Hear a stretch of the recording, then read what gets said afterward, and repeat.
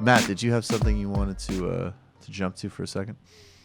Yeah, just related to what Harvey said about there not being a lot of conservative students and being reactionaries, I would say fascists. This is one of my favorite Orwell quotes. It's from on Rudyard Kipling. He did a lot of cultural criticism, and he said, although he had no direct connection with any political party, he's basically responding to the idea that a lot of people on the left were calling everyone fascist at this time. Right. And Orwell's saying, well, is Kipling really a fascist? Because he was like a apologist for empire, right? Right. Although he had no direct connection with any political party, Kipling was a conservative, a thing that does not exist nowadays. This is like 1940s or maybe late 1930s. Those who now call themselves conservatives are either liberals, fascists, or the accomplices of fascists. Yeah, he identified with the ruling power. Yeah, but I think that's basically just what that reminded me of. I also just how old are you, Matt? 29. So when I was back in the 20s and teens, there used to be a word reactionary. What happened to that word?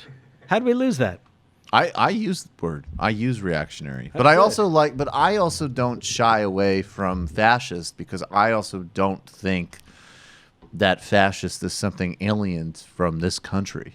Right. And I don't have such a precise technical definition where I can sort of shy. Like, I think, to me, not only could you call Trump fascistic in many respects, I think you could call the Gingrich Revolution fascistic in certain respects, and you certainly could call, America, like the Jim Crow South. It might, again, like proto-fascist. It might be proto-fascist. It might be more appropriate. Yeah, to the say historian in me doesn't buy into all that. I understand that. Okay. I get that. I even think it's counterproductive. Why? Well, because it's too easy to say, oh, you're just splashing it all over. It seems it doesn't have quite the effect. So to call the Gingrich Revolution fascist, I think was a mistake. Reactionary, yes. I mean, we have this. I mean, I just think the reactionary doesn't have the same punch. It does my gut. Yeah, it does in my gut. Does it though? Does it for you guys? I don't.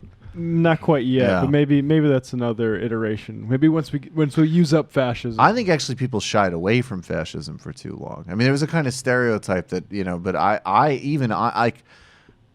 I certainly, when I was coming up, that wasn't something that you threw around, and it did have a very precise technical definition. And I even in myself regretted, I kind of took that position with Trump, like, this guy's the worst, and he's obscene, and he's authoritarian. There's all these words we can use, but I'm just kind of done with pedantry. So I was like, well, it's not this precise definition. I think especially in the moment we're in now, when you're literally prototyping getting people comfortable with children being kidnapped and put in cages, we can quite appropriately sort of use that word. By the way, let me correct myself on one thing. In the last 2 weeks, I've come to use the word more and more. Right. Look, I was telling someone today, a friend of mine here in New York, and I said that, for 40 years I've been watching this class war unfold and watching Democrats fail to address it. Right. And so after 40 years, there were things that just became part of my expectations. But in this last stretch of time, things have been done that truly are infuriating and fascistic. Okay. Yeah. I mean, the taking away of children. Right. I mean, what can one say about that?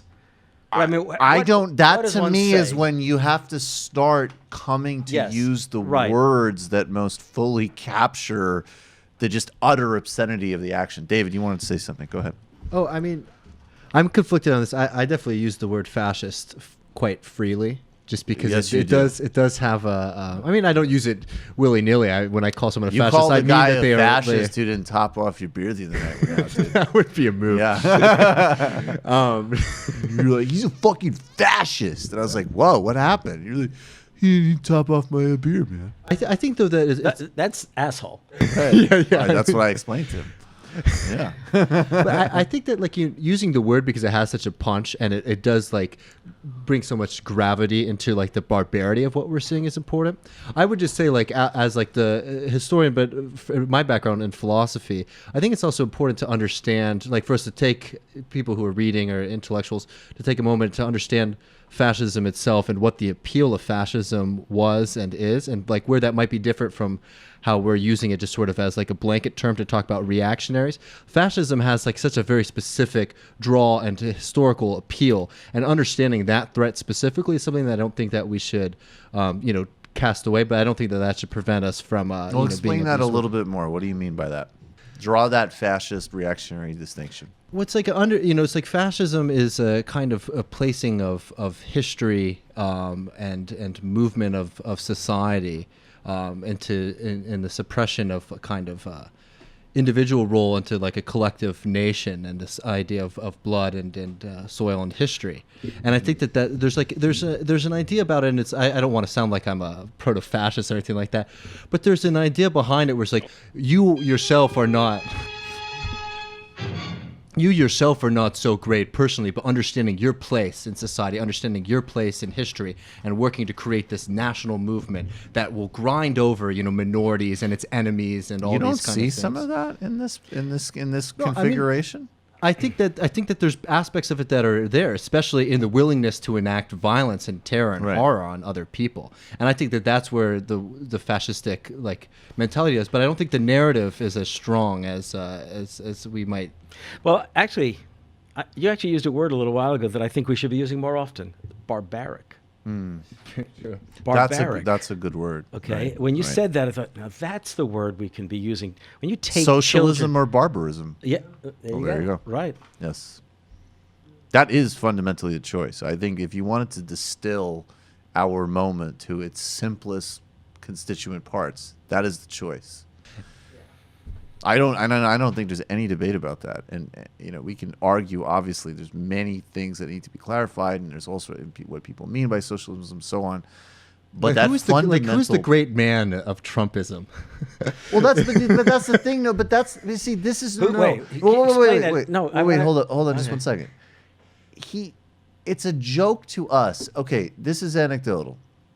Back during the campaign, one time we didn't even do it on air. Sam and I in the office did this bit where it was like, we're making fun of Trump every day, and by the way, much better than most.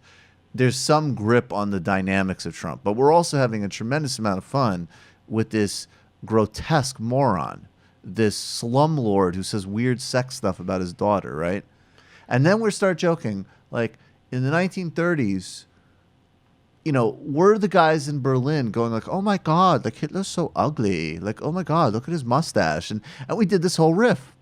That same night, Sam went and did Chris Hayes' show, and he told Hayes about the riff. And Hayes, who studied Weimar Republic, was like, well, actually, that is quite literally what happened. There was a lot of people. So, and even when you look historically, if you step back from the horror, I mean, these guys Mussolini looks ridiculous. Hitler was, I guess not ridiculous. He was transparently evil, but these are highly clownish, ridiculous figures. So Donald Trump is a fucking which is why joke, but Charlie not for Chaplin- his cult. But not for his cult. No, I understand that, but I'm saying, so who's the big man? He is. Not for us, but for that base. The numbers of people, that plant, the Harley Davidson plant, I believe it is, where people are literally losing their jobs, like in this relationship, like literal direct causality because of a policy that he's enacting. And they still support him? He's their big man. Or the That's for the real. Iowa farmers. I Yeah. mean, but It's there. But that just shows you how deeply ingrained the hatred of what the Democratic Party has become is, too. Because it's not just him. They had to be pushed before they could be Well, pulled in. there's a dialectic there between the failures of the Democratic Party and the innate, and this is where I cannot, I won't budge. I mean, I don't, racism and these things have not left, and they've always been harnessed by Republicans extensively, and he took it to the next level. If I could just say one thing on No, the you Trump may not. The Trump thing, it's like, but Trump, when you're talking about those kind of characters, like Yes. these workers, it's like Trump is more of like a means to an end, in that like he's a tool that's been unleashed on this class. Versus, like, I think you're What better class? on the lawyer class, on the people who have come to like But he's represent the not. Democratic Party. He's not. He's not literally what? he's not. I mean, he No, culturally no, I'm not signifies- saying that he's a part of the lawyer class. I'm saying that he's Right. No, like he's I like get that. he's like the wrecking ball coming at them. I think But the there, best- but that's not what's I happening. think that there is a class of people though who do treat Trump in that way. And I think that there's a lot of them in the alt-right and in that kind of media culture. And they do actually like try to embody his like persona and his attitudes. Right. That's 100% clearly in my mind a fascist movement that mimics fascism throughout history. I'm just saying that there's a kind of historical difference, and at least within philosophy, and I see we're going to go up to this definition of fascism, but which is going to just completely fucking debunk everything you just said. But if you look at the fascist I'm philosophers like Evola, who are all fucking morons and idiots, and like they love this kind of bullshit mysticism, right. But it has a kind of myth, like a myth and a different kind of tone than what we're seeing. Well, right Steve now. Bannon is a devotee of Evola and still the closest Trump has to a proper political advisor. But anyways, Matt, read this definition. So yeah, here's this Paxton. I forget what his first name is, but Anatomy of Fashion he wrote. I think he wrote about Spain originally, but I could be wrong. That's possible, yeah. But anyway, fascism may be defined as a form of political behavior marked by obsessive preoccupation with community decline, humiliation, or victimhood, by a compensatory cult of unity, energy, and purity, in which a mass-based party of committed nationalist militants working in uneasy but effective collaboration with traditional elite abandons democratic liberties and pursues with redemptive violence and without ethical or legal restraints goals of internal cleansing and external expansion. The thing I think that fits the bill. The thing I want to focus on is the collaboration with traditional elites. Yes. I think it's really, really problematic when people talk about fascism as just the leader, the very charismatic leader getting one over on the people. That's because right. that's fundamentally an anti-democratic view of fascism. Like, right? Like the people are duped. Right. The vital, like none of that happens if like Krupp or IG Farben isn't ready to collaborate with these guys. That's right. Yeah, that's fair. And let me just stick in before we get too depressing. we are the majority. Yes. Okay, and that's the shocking thing is just how much he's been unable to accomplish, and yet has accomplished so absolutely such terrible kinds of things as a minority president. Right. I mean, it's astounding. And by the way, the thing that mattered most, so we got that huge tax giveaway.